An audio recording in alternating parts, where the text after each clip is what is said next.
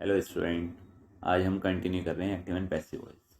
इससे पहले हमने आपको सिंपल प्रेजेंट टेंस के बारे में बता दिया, सिंपल पास्ट टेंस के बारे में। आ जाएगा सिंपल फ्यूचर टेंस यानी फ्यूचर इनडेफिनिट टेंस। अब फ्यूचर इनडेफिनिट कौन सा टेंस है? Future indefinite tense. इसे हम क्या कहते हैं?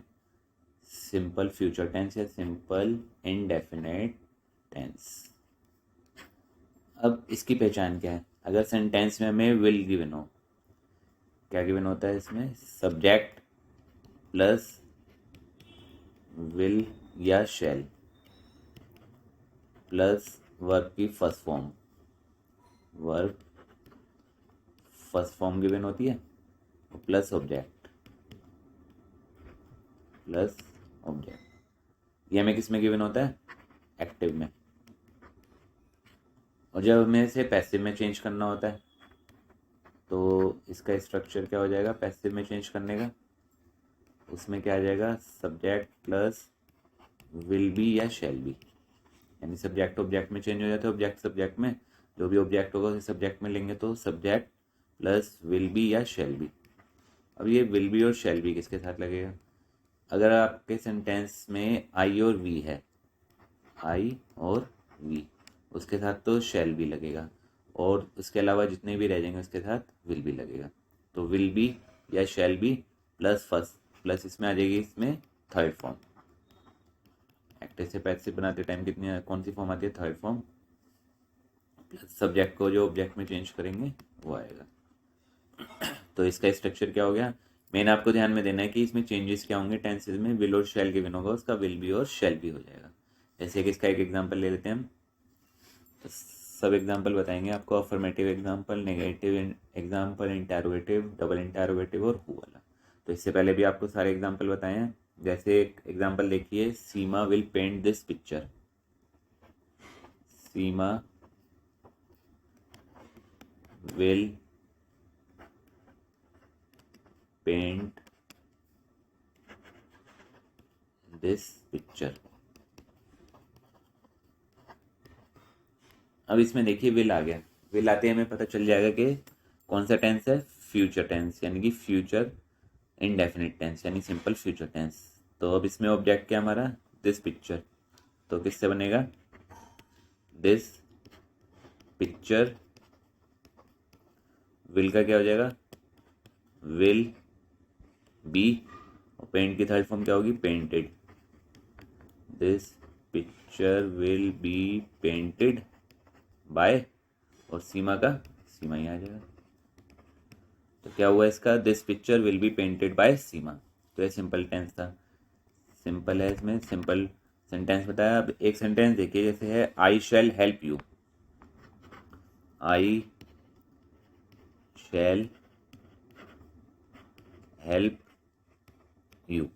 अब ये देखिए, अभी आपको बताया आई और वी के साथ शैल लगता है और सबके साथ विल लगता है। अब इसका ऑब्जेक्ट दिया हुआ है यू, बट यहाँ पे सब्जेक्ट था आई तो शैल आया। अब जब हम इसका ऑब्जेक्ट यू दिया हुआ है तो इसे यू लिखेंगे तो यू के साथ विल आएगा। आप कहेंगे सर विल कैसे आ गया? अब आई और वी के साथ तो शैल लगता है, और यू जब ऑब्जेक्ट है इसे हम सब्जेक्ट में चेंज करेंगे तो यू आ गया, और यू के साथ हमारा विल लगता है। और जब भी हम एक्टिव से पैसिव बनाएंगे तो विल का क्या हो जाता है? विल भी हो जाता है। तो यू विल बी। हेल्प की थर्ड फॉर्म क्या होगी? हेल्प्ड बाय, और आई का क्या हो जाता है? मी। तो you will be helped by me. तो ये था हमारा किसका थोड़ा सा अलग एग्जाम्पल। अब नेक्स्ट एग्जाम्पल है, जैसे we shall not attend the function. We shall not attend the function. Attend the function. We shall not attend the function given है हमें। तो अब इसका ऑब्जेक्ट क्या गिवन है हमें? The function. तो द फंक्शन से बनाएंगे आप, क्या आएगा? The function. अब इसके साथ क्या लगेगा? आई और वी के साथ शैल लगता है, तो इसके साथ भी क्या लगेगा आपका? विल। The function. और ये ध्यान रखना कि अगर आपका नेगेटिव सेंटेंस है तो the function will not B. तो क्या बनेगा? The function will not B, will not be. और अटेंड की थर्ड फॉर्म क्या होगी? अटेंडेड, यानी अटेंड के आगे ईडी लगा देंगे, अटेंडेड। और वी का क्या होता है? By us. तो we shall not attend the function will not be attended by us. ये था हमारे इसका थर्ड एग्जाम्पल। हम देखिए इसका फोर्थ एग्जाम्पल। फोर्थ एग्जाम्पल क्या है? ये हम आपको इंटरोगेटिव सेंटेंस का बता रहे हैं। जैसे will you do this work, will you do this work, और लास्ट में क्वेश्चन मार्क दिया हुआ है। अब ये हमारा इंटरोगेटिव सेंटेंस है तो इंटरोगेटिव में बनेगा। तो इसका ऑब्जेक्ट क्या गिवन है हमें? This work. तो क्या बनेगा? Will this work, will this work. अच्छा, विल का क्या हो जाएगा? Will be. तो पहले विल आएगा, फिर आपका क्या आएगा? ऑब्जेक्ट, यानी जो सब्जेक्ट में चेंज किया विल दिस वर्क, फिर क्या लगेगा? बी। और डू की थर्ड फॉर्म क्या होगी? डन। और यू का क्या होता है? By you. तो इंटरोगेटिव सेंटेंस है, दोबारा देख लीजिए। विल का तो विल हो गया। अब आपको इसका ऑब्जेक्ट दिस वर्क था, अगर इसका ऑब्जेक्ट मी होता, आई होता, तो वो शैल में चेंज हो जाता। तो विल दिस वर्क, और विल का क्या हो जाएगा? Will be. और डू की थर्ड फॉर्म क्या होगी? Done by you. ये था हमारा इंटरोगेटिव सेंटेंस। अब देखिए फिफ्थ सेंटेंस। फिफ्थ सेंटेंस क्या है हमारा? Will you not take some food, will you not take some food. ये भी इंटरोगेटिव है बट नॉट और आ गया, तो इसमें क्या आ गया हमारा? विल, और ये हमारा सम फूड। तो कैसे बनाएंगे? Will some food, will some food, फिर क्या आएगा? नॉट, फिर आएगा be. Will some food not be, और टेक की थर्ड फॉर्म क्या हो जाएगी? टेकन। और यू का यू ही रहेगा, बाय यू। तो क्या बनेगा इसका? Will some food not be taken by you, और लास्ट में क्वेश्चन मार्क। अब देखिए इसका नेक्स्ट एग्जांपल, एग्जांपल नंबर 6। अभी आपको बता रहे हैं हम डबल इंटरोगेटिव का। जैसे है हमारा when will they, when will they drink, when will they drink milk, question mark है।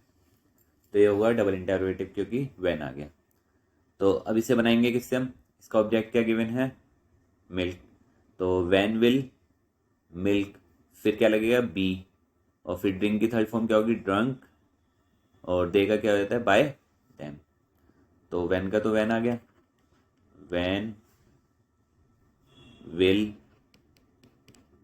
व्हेन विल, फिर क्या आएगा? ऑब्जेक्ट इसका मिल्क है, व्हेन विल मिल्क बी। और ड्रिंक की थर्ड फॉर्म क्या होगी? Drunk, DRAUNK, drunk. और दे का क्या हो जाता है? Them, bye them, question mark. तो बहुत आराम से बता रहे हैं आपको जिससे क्लियर हो जाए आपको। ये है व्हेन विल मिल्क, फिर बी आएगा, बी। ड्रिंक की थर्ड फॉर्म क्या होगी? Drunk by them. ये था इसका सिक्स्थ एग्जाम्पल। अब देखिए सेवेंथ एग्जाम्पल। अब बता रहे हैं आपको हु वाला। Who will win the prize, who will win the prize, who will the prize.